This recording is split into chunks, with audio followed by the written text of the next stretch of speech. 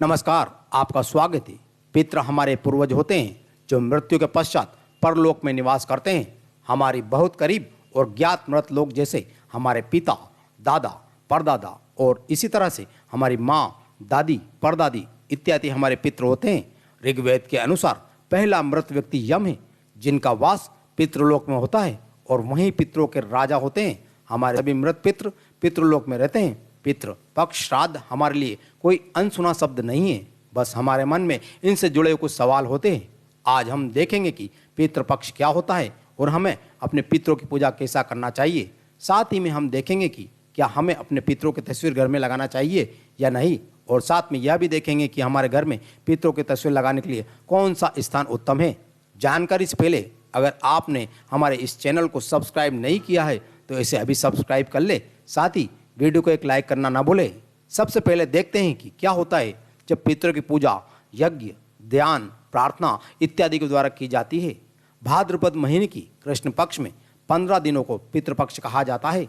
ऐसी मान्यता है कि पितृपक्ष में पिता अपने परिवार के साथ रहने के लिए पितृलोक से धरती पर आते हैं। भाद्रपद महीने की जिस तिथि को हमारे पितृ की मृत्यु हुई थी उसी तिथि को उनका श्राद्ध किया जाता है और पिंड के रूप में उनकी पूजा की जाती है। इस पक्ष में कोई भी शुभ कार्य नहीं किया जाता है।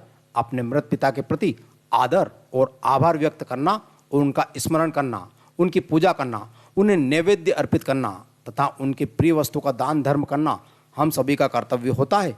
दान धर्म सभी पितृपक्ष में करते हैं ताकि ईश्वर के साथ साथ हमारे पितरों का भी आशीर्वाद हम पर बना रहे। भाद्रपद मास की अमावस्या सर्वपितृ अमावस्या होती है। इस दिन हमें अपने जिन पितरों की मृत्यु की तिथि ज्ञात नहीं है उनका श्राद्ध किया जा सकता है। तो आइए हम जानते हैं कि हमें अपने घर में पितरों की तस्वीर कहाँ लगाना चाहिए।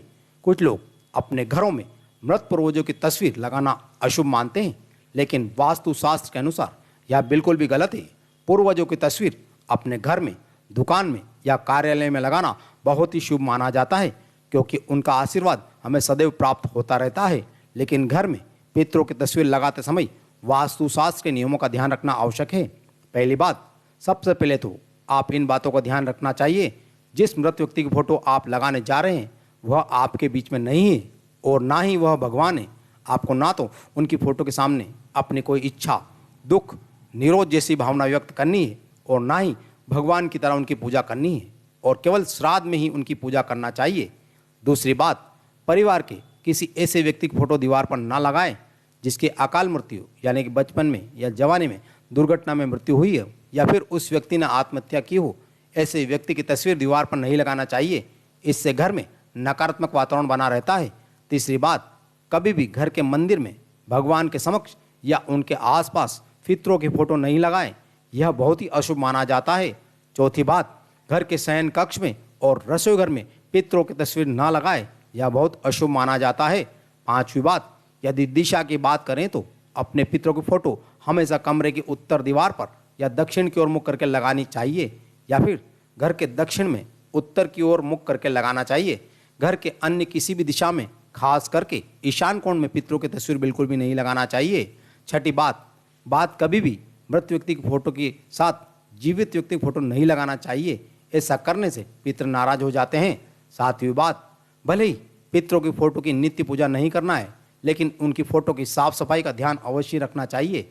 उसे नियमित रूप से साफ करते रहें, जिससे पितरों का आशीर्वाद हम पर सदा बना रहे। तो दोस्तों, ये थे कुछ नियम जिनके अंतर्गत आप अपने घर में अपने पितरों की तस्वीर लगा सकते हैं, क्योंकि अपने पितरों का आशीर्वाद हमारे घर की उन्नति में बहुत ही आवश्यक होता है। उनकी कृपा दृष्टि से घर की नकारात्मक ऊर्जा बाधित होकर सकारात्मक ऊर्जा में व्याप्त होती है। इसलिए अपने पितरों का आदर और सम्मान सहित उनकी मृत्यु तिथि पर पितृपक्ष में उनका श्राद्ध शुरू करें। जानकारी आपको अच्छी लगी होगी। वीडियो पसंद आए तो लाइक करें, चैनल को सब्सक्राइब करें, कमेंट्स में जय श्री कृष्ण लिखें। धन्यवाद।